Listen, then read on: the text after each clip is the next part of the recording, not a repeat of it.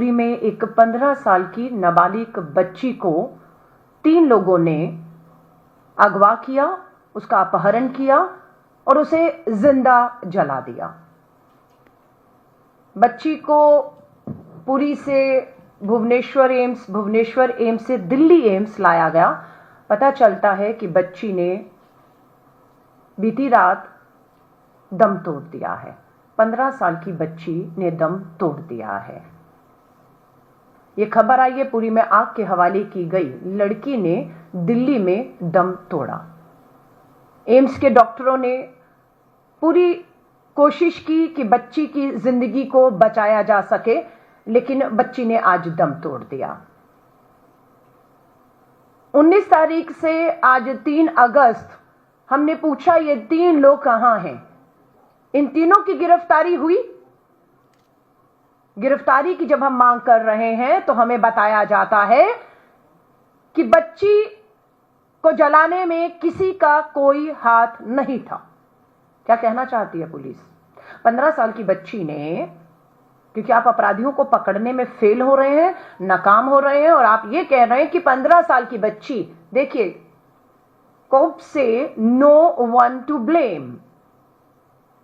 आप फेल हो गए अपराधियों को पकड़कर सजा दिलाने में, बेटी को न्याय दिलाने में। बेटी ने आज दम तोड़ दिया और आज कहती है पुलिस कि इसमें कोई शामिल नहीं था। इस बच्ची तक पहुंचने की अखिल भारतीय महिला कांग्रेस ने पूरी भरसक कोशिश की। इतना ही नहीं, यहां देखिए आप, एक और खबर आती है। मध्य प्रदेश की विधानसभा सत्र में कांग्रेस के विधायक एमएलए आरिफ मसूद पूछते हैं कि 2022 से 2024 मात्र 2 सालों में मध्य प्रदेश में कितनी एससी एसटी महिलाओं के साथ रेप हुए। जवाब आता है सरकार द्वारा लिखित में 7,418 बेटियां, 7,418, और इस सारी की सारी या तो दलित है या आदिवासी बच्चियां हैं जिनके साथ बलात्कार हुए। ये मध्य प्रदेश में हो रहा है। संसद का सत्र 21 जुलाई को शुरू हुआ। महिला कांग्रेस ने 24 अक्टूबर रोज की यह तस्वीर है 21 जुलाई की, जब संसद का पहला दिन था। हमने न्याय मार्च निकाला। हमने सिर्फ ये कहा कि संसद में महिलाओं के ऊपर हो रहे जघन्य अपराध, अन्याय, बलात्कार पर बात हो। ये तस्वीर आप देखिएगा। ये 24 अक्टूबर रोड से 21 जुलाई को 10 बजे से पहले दफ्तर से मुझे उठाया गया दिल्ली पुलिस द्वारा। ये नजफगढ़ के थाने में पूरी दिल्ली घुमाया इन्होंने मुझे, और नजफगढ़ थाने 11 बजे मुझे ले जाकर शाम को 6 बजे तक 8 घंटे तक मुझे इसी तरह एक कमरे में बंद कर रखा। मेरे फोन, मेरी बात, मेरी इजाजत किसी से नहीं थी। शाम को 6 बजे मजबूरी थी, कानून का मेरा हक था, इन्हें मुझे छोड़ना पड़ा। उसके बाद देश भर में हम लोगों ने संसद को जगाने के लिए न्याय मार्च किए। पंजाब, झारखंड, आप देखेंगे बंगाल, ये हमारी अंडमान निकोबार, हरियाणा, पूरे देश में हमने, ये हमारी उत्तराखंड की महिला अध्यक्ष हैं, महिलाओं की सुरक्षा के लिए महिला कांग्रेस कार्यकर्ताओं ने निकाला न्याय मार्च। बंगाल, हमने सिर्फ न्याय मार्च निकाल रहे हैं, शांतिपूर्ण तरीकों से निकाल रहे हैं, और पुलिस ने हमारी आवाज को सत्ता के दम पर कुचलने की कोशिश की। हमारी सैकड़ों बहनों को, मैं कहूंगी, हिरासत में ले लिया गया अलग अलग थानों में और दिन भर प्रताड़ित किया गया। मेरी बहुत सी बहनों के शरीर नीले थे। इस तरह का पुलिस ने उन्हें नोचने का काम किया, डराने का काम किया कि दोबारा ये आंदोलन, ये प्रोटेस्ट, ये मांग, न्याय की मांग हम ना कर पाए। उड़ीसा की बच्ची ने दम तोड़ा। रुकिएगा, उड़ीसा की बच्ची ने पहले फकीर मोहन कॉलेज में पढ़ने वाली बच्ची का यौन उत्पीड़न के आरोप लगा रही थी, न्याय नहीं मिला, अपने आप को आग के हवाले कर दिया और उड़ीसा भुवनेश्वर में उस बच्ची ने दम तोड़ दिया। और आज 15 साल की बच्ची ने दम तोड़ दिया दिल्ली एम्स में। मध्य प्रदेश में क्या चल रहा है? छत्तीसगढ़ में धर्म के नाम पर दलित, आदिवासी, हमारी ईसाई मिशनरी से जुड़ी हुई हमारी बहनों को किस तरीके से छत्तीसगढ़ पुलिस ने गिरफ्तार किया, दबाव बना और उन्हें रिहा करना पड़ा। ये तमाशा, ये खेल पूरे देश में सरेआम चल रहा है, सरेआम। मैं जहां रहती हूं वहां से ऑल इंडिया एम्स मात्र 5 मिनट की, पैदल 5 मिनट की दूरी पर है। 23 जुलाई का आप मेरा फेसबुक लाइव देखिएगा। 23 जुलाई को मैंने फैसला किया कि ये जो पूरी की 15 साल की नाबालिग बच्ची को 3 लोगों ने जलाया, जिंदगी मौत से जूझ रही है। मैं एम्स जाऊंगी और मिलूंगी परिवार से और हम उनके साथ खड़े हैं, विश्वास दिलाएंगे। पुलिस ने मेरा फेसबुक लाइव देखिएगा, 23 जुलाई को सुबह मेरे घर में ही आकर मुझे नजरबंद कर दिया, मुझे घर से नहीं निकलने दिया। क्या चाहते थे? सिर्फ पीड़िता तक पहुंचना, उससे न्याय का विश्वास दिलाना। आज अब फिर शर्मनाक होते हैं हम लोग। गुजरात का प्रधानमंत्री नरेंद्र मोदी जी का गृह राज्य गुजरात के अहमदाबाद में शर्मनाक पोस्टर लगाया जाता है वहां की पुलिस द्वारा। पोस्टर लगता है, जो मैं आपको दिखा रही हूं, कि गुजरात में बेटियां घर से बाहर ना निकले, अगर निकलेंगी और रात को पार्टी में जाएंगी तो उनके साथ बलात्कार हो सकते हैं। ये पुलिस कह रही है, पोस्टर लगा रही है, रात की पार्टियों में ना जाएं, हो सकता है सामूहिक दुष्कर्म। ये है गुजरात की सरकार, ये है गुजरात की पुलिस, ये है शर्मनाक। बलात्कार से बचने के लिए घरों में रहें, ये पोस्टर गुजरात की पुलिस ने लगाया है। जब थू हुई, सब तरह से विरोध हुआ, तब जाकर पोस्टर हटाया जाता है और सफाई दी जा रही है कि उन्होंने नहीं लगाया था। लेकिन ये सोच है जो पूरी भाजपा शासित राज्यों में बेटियों को जहां न्याय मिलना चाहिए, सुरक्षा मिलनी चाहिए, वहां इस तरह के अपराधों को बढ़ावा दिया जा रहा है, ये सब कहकर। अब मैं आती हूं मामला कर्नाटक का, कर्नाटक के हासन से प्रज्वल रेवन्ना का।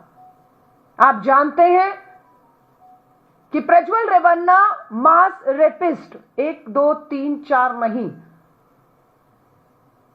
400 के करीब बताते हैं कि महिलाओं के साथ दुष्कर्म, बलात्कार उसने किए। वो मास रेपिस्ट कहा जा रहा था और प्रधानमंत्री मोदी जी को इसकी सारी जानकारी थी। उन्हें उनके ही लोगों द्वारा रोका भी गया। आप कहीं भी प्रचार प्रसार करें, प्रधानमंत्री जी आप प्रज्वल रेवन्ना के लिए वोट मांगने मत आइए, उन पे ये आरोप है। लेकिन प्रधानमंत्री नरेंद्र मोदी जी नहीं माने, प्रज्वल रेवन्ना के लिए प्रचार प्रसार किया, वोट मांगा। लेकिन आज मुझे बताते हुए गर्व महसूस होता है कि श्री राहुल गांधी जी ने इस मुद्दे को गंभीरता से लिया। कर्नाटक की हमारी कांग्रेस की सरकार को आगाह किया हुआ इस बारे में कि किसी दबाव में नहीं आइएगा, क्योंकि दो प्रधानमंत्रियों का समर्थन जो है, एक पूर्व प्रधानमंत्री और एक अब के प्रधानमंत्री का समर्थन एचडी जो है प्रज्वल रेवन्ना के साथ है। लेकिन किसी तरह के राजनीतिक दबाव में मत आइएगा और न्याय करिएगा। और 15 महीने में अपने आप में एक बड़ा उदाहरण बन चुका है ये मामला। मात्र 15 महीने में कर्नाटक की कांग्रेस सरकार ने फास्ट ट्रैक कोर्ट में केस चलाते हुए आज हमें पता लगता है प्रज्वल रेवन्ना को दोषी करार दिया गया। ये एक मामले में दोषी करार दिया गया है और उसमें इतने जघन्य अपराध था कि उम्र कैद की सजा उसे सुनाई गई है। और अभी दूसरे मामलों की सुनवाई जैसे जैसे आगे बढ़ेगी, यह अपराध इतना जघन्य है कि हम फांसी तक की मांग करते हैं और हमें पूरा भरोसा है कि न्याय होते हुए, फांसी होते हुए हम देखेंगे। मैं आपके सामने वो वीडियो एक बार फिर से देश के प्रधानमंत्री और भाजपा के नेताओं को कहना चाहूंगी, बंद करिए ये खेल, बंद करिए ये तमाशे, बंद करिए अपराधियों का समर्थन करना और बेटियों को न्याय से दूर ले जाने का ये तमाशा बंद करना होगा आपको। दुख और चिंता कब होती है? जब देश के प्रधानमंत्री खुद कूद पड़ते हैं, सब कुछ जानते हुए भी सिर्फ प्राथमिकता पे उनका प्रचार प्रसार, चुनाव जीतना और सत्ता हासिल करना जब होता है तब ये होता है। मैं ये वीडियो आपके सामने, देश के प्रधानमंत्री जी, अगर आप इस वीडियो को देखकर आपको लगे तो माफी मांगिएगा देश से। पत्रकार साथियों को मेरा नमस्कार। साथियों, 19 जुलाई 2025 को उड़ीसा के पुरी में एक 15 साल की नाबालिग बच्ची को 3 लोगों ने अगवा किया, उसका अपहरण किया और उसे जिंदा जला दिया। प्रज्वल रेवन्ना बच्ची को पुरी से भुवनेश्वर एम्स से दिल्ली एम्स लाया गया। पता चलता है कि बच्ची ने बीती रात दम तोड़ दिया है। 15 साल की बच्ची ने दम तोड़ दिया है। ये खबर आई है, पुरी में आग के हवाले की गई लड़की ने दिल्ली में दम तोड़ा। एम्स के डॉक्टरों ने पूरी कोशिश की कि बच्ची की जिंदगी को बचाया जा सके, लेकिन बच्ची ने आज दम तोड़ दिया। 19 तारीख से आज 3 अगस्त हमने पूछा ये 3 लोग कहां हैं। इन तीनों की गिरफ्तारी हुई। गिरफ्तारी की जब हम मांग कर रहे हैं तो हमें बताया जाता है कि बच्ची को जलाने में किसी का कोई हाथ नहीं था। क्या कहना चाहती है पुलिस? 15 साल की बच्ची ने, क्योंकि आप अपराधियों को पकड़ने में फेल हो रहे हैं, नाकाम हो रहे हैं, और आप ये कह रहे हैं कि 15 साल की बच्ची, देखिए, कोर्ट से नो वन टू ब्लेम, आप फेल हो गए अपराधियों को पकड़कर सजा दिलाने में, बेटी को न्याय दिलाने में। बेटी ने आज दम तोड़ दिया और आज कहती है पुलिस कि इसमें कोई शामिल नहीं था। इस बच्ची तक पहुंचने की अखिल भारतीय महिला कांग्रेस ने पूरी भरसक कोशिश की। इतना ही नहीं, यहां देखिए आप, एक और खबर आती है। मध्य प्रदेश की विधानसभा सत्र में कांग्रेस के विधायक एमएलए आरिफ मसूद पूछते हैं कि 2022 से 2024 मात्र 2 सालों में मध्य प्रदेश में कितनी एससी एसटी महिलाओं के साथ रेप हुए। जवाब आता है सरकार द्वारा लिखित में 7,418 बेटियां, 7,400।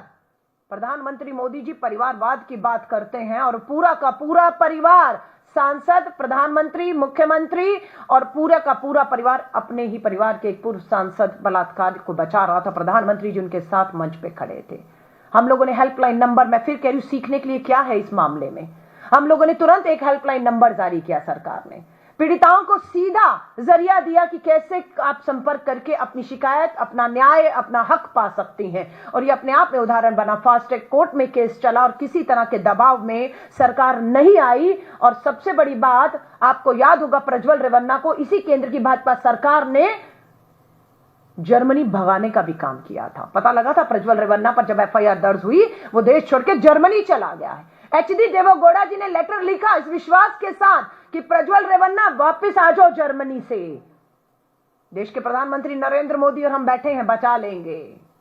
इस विश्वास के साथ उसे बुलाया गया और वो इस विश्वास पे वापस भी आ गया कि बच जाएगा, लेकिन नहीं बच पाया। आते ही गिरफ्तार हुआ, मामला फास्ट ट्रैक कोर्ट में चला, दोषी करार हुआ और अभी बहुत सी पीड़िताओं को, ये मास रेपिस्ट है, एक मामले का फैसला आया, अभी बहुत से मास रेपिस्ट हैं जिनके मामले अभी भी कोर्ट में चल रहे हैं। पर मैं हाथ जोड़कर दोबारा देश के सरकार से कहना चाहूंगी, संसद सत्र चल रहा है। देश के प्रधानमंत्री जी, आप संसद से भाग रहे हैं, आप राज्यसभा नहीं जाते हैं, आप लोकसभा में कमरे में बैठ के नेता विपक्ष राहुल गांधी जी का भाषण टीवी पे तो सुनते हैं, लेकिन सदन में बैठकर लोकसभा में नेता विपक्ष श्री राहुल गांधी जी का वक्तव्य, भाषण, देश की जो बात वो कर रहे थे, सुनने की आप में हिम्मत नहीं थी। अभी भी हम कहेंगे, संसद का सत्र चल रहा है। महिला सुरक्षा पूरे देश में एक गंभीर मुद्दा था और है, बना हुआ है। अभी भी हम मांग करते हैं कि संसद में हमारी नजर बनी हुई है। हम पुलिस के बल से, सत्ता के दम पर जो इस न्याय की मार्च को, आवाज को कुचलने की कोशिश कर रहे हैं, हम रुकने वाले नहीं हैं। हम इस न्याय के मार्च को लगातार, निरंतर पूरे देश में जारी रखेंगे। हम बिल्कुल विधानसभाएं हो, लोकसभाएं हो, सत्ता में बैठे नेता हो, उनका घेराव करते रहेंगे। हम पुलिस की लाठी से, पुलिस के बल से, पुलिस ने जिस तरीके से प्रताड़ित किया, हमारी बहनों को घायल किया, उन्हें थानों में घंटों घंटों बंद करके भूखे प्यासे रखा, सिर्फ इसलिए कि वो अपनी कुर्सी बचा रहे हैं। सो भारतीय राष्ट्रीय महिला कांग्रेस और कांग्रेस ने यह फैसला किया है कि इन सभी मामलों को हम अंजाम तक पहुंचाएंगे। अंजाम क्या है? अंजाम ये है कि पीड़िताओं को न्याय मिले।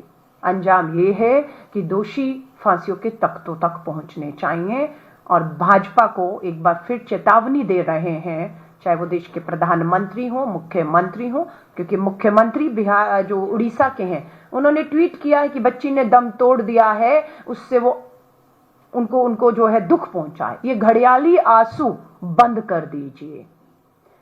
ये घड़ियाली आंसू बंद कर दीजिए। आपने तो ये कह दिया कि 15 साल की बच्ची को किसी ने नहीं जलाया, उसने खुद को आग लगा दी, और आपने ये कहकर उन तीनों अपराधियों को जो है क्लीन चिट देकर बचाने का भाजपा के मुख्यमंत्रियों ने, सरकारों ने एक बार फिर से काम किया है। हम मांग करते हैं कि परिवारों को उचित मुआवजा दिया जाए, परिवारों को सुरक्षा दी जाए, और इन मामलों को फास्ट ट्रैक में चलाकर अगर कर्नाटक की सरकार 15 महीने में फैसला कर सकती है, तो भाजपा की सरकारों में ये मामले पिछले 10-10, 15-15 सालों से पेंडिंग क्यों चल रहे हैं और क्यों इसका लाभ अपराधियों को मिल रहा है। धन्यवाद। आप पत्रकार साथियों के कोई सवाल हो महिला सुरक्षा से जुड़े तो उनका स्वागत है। मैम, अब से कुछ देर पहले साध्वी प्रज्ञा ने एक बयान दिया है, वो कोट करना चाहूंगी। साध्वी प्रज्ञा कहती है कि कौन कहता है कि आतंकवाद का रंग नहीं होता। इन्होंने हरा रंग लेकर पहलगाम में जिस प्रकार से किया, पूछ कर कहा कि हिंदू हो तो हम मारते, कपड़े उतरवाकर परीक्षण किया और हिंदू है इसलिए मारा। कांग्रेस को खुश करने के लिए यह सब किया गया। कांग्रेस इसी से खुश होती है, आतंकवादियों के लिए रोती है और हिंदुओं को प्रताड़ित करती है। इस पर क्या प्रतिक्रिया मैम देंगे? देखिए, मैं माफी चाहूंगी, आप एक महिला पत्रकार हैं और मैं आपसे उम्मीद कर रही थी कि आप महिला सुरक्षा के जिस गंभीर मुद्दे पर मैंने ये प्रेस कॉन्फ्रेंस बुलाई है, आप उस पे सवाल पूछेंगी ताकि हमारा जो है ध्यान इसी पे रहे। मुद्दे हमेशा भटका दिए जाते हैं। ये कोशिश भी हुई है, जिनका आपने नाम लिया है उनको याद दिलाइएगा। हमारी एक बहादुर सेना की बेटी जिनका नाम कर्नल सोफिया कुरैशी है, भाजपा के ही एक सांसद ने हमारी इस बहादुर बेटी का सिर्फ धर्म के कारण उसको नीचा दिखाने की, अपमानित करने की ये कोशिश की, और ये कहा कि प्रधानमंत्री नरेंद्र मोदी जी ने कर्नल सोफिया कुरैशी को उसका धर्म देखकर आगे किया ताकि वो अपने भाई पाकिस्तान में जो आतंकी है उन्हें बता रहे थे उनके भाई हैं, उन्हें नंगा करके जो है वो दिखा सके। ये शर्मनाक बयान भाजपा के ही एक नेता ने हमारी एक बहादुर जो है सेना की अधिकारी कर्नल सोफिया कुरैशी के लिए दिया है।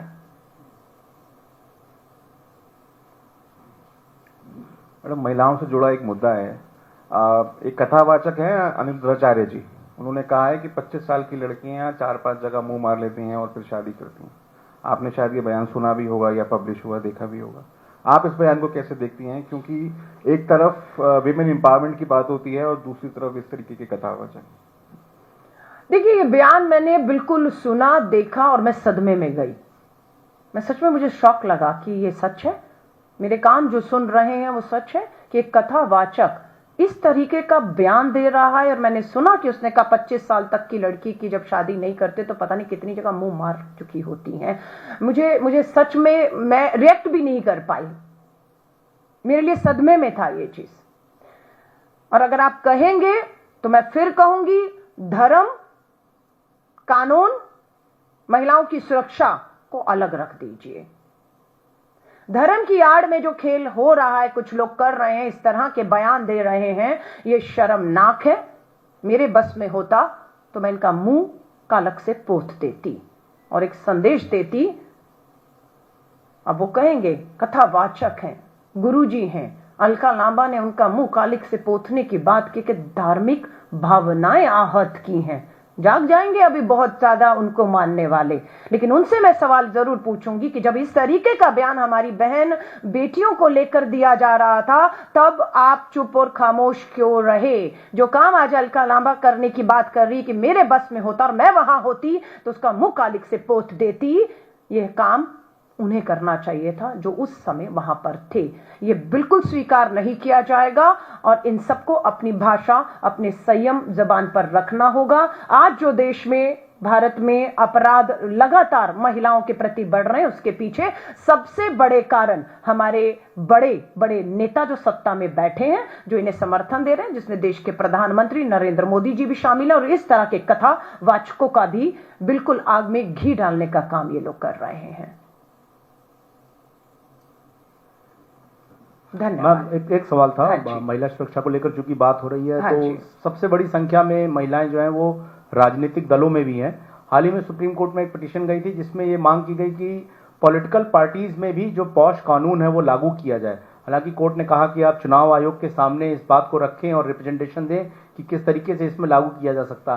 क्या आप मांग करेंगे, क्योंकि तमाम इस तरह की घटनाएं हर एक दलों में आती हैं और जहां ये राजनीतिक मामलों का भी आपने उल्लेख किया, चाहे वो रेवन्ना से जुड़ा हुआ हो, राजनीतिक दबाव के चलते भी इस तरह की घटनाएं महिलाओं के शोषण की आती हैं।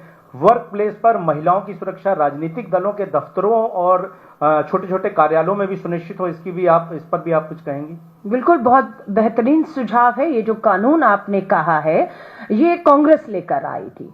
Sexual harassment at work place की बात हो, घरेलू हिंसा की बात हो, या इस तरह के वर्क जो है हमारे प्लेसेस पर कमेटियों का गठन हो जहां पर कुछ भी इस तरीके का होता है, उसकी सुनवाई होनी चाहिए।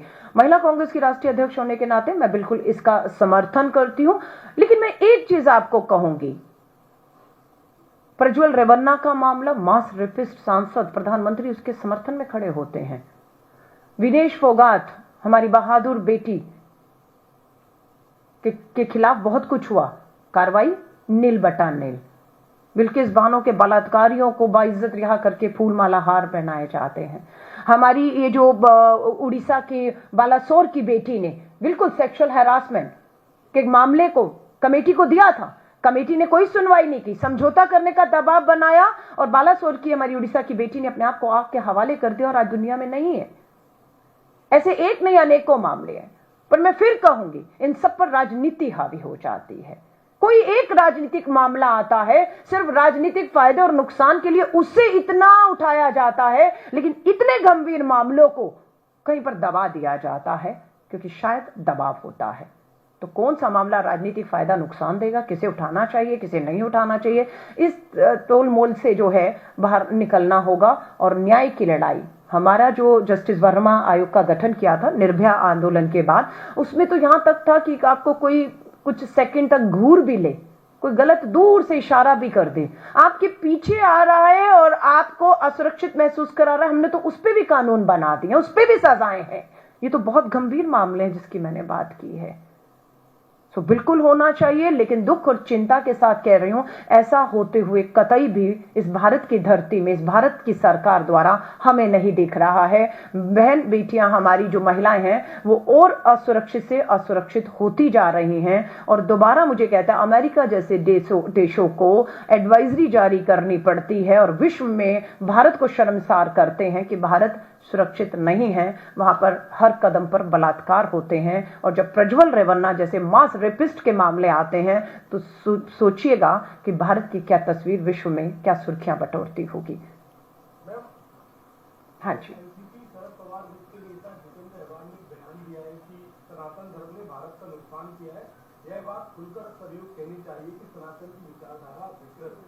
देखिए मैं फिर कहूंगी, मेरा आज का मुद्दा बिल्कुल बहुत गंभीर, 15 साल की नाबालिग बच्ची को 3 लोगों ने जिंदा जलाया, एम्स में उसने दम तोड़ दिया है। मास रेपिस्ट प्रज्वल रेवन्ना दोषी करार दिया गया है, उसे उम्र कैद की सजा हुई है, जिनका समर्थन देश के प्रधानमंत्री नरेंद्र मोदी जी कर रहे थे। मेरी आज की प्रेस कॉन्फ्रेंस पूरी तरह से महिला सुरक्षा, महिला न्याय, अपराधियों को सख्त से सख्त सजा के ऊपर टिकी हुई है। और मैं आज आपसे अनुरोध करूंगी, इसी मुद्दे पर आप लोग बात होने दीजिए। धन्यवाद।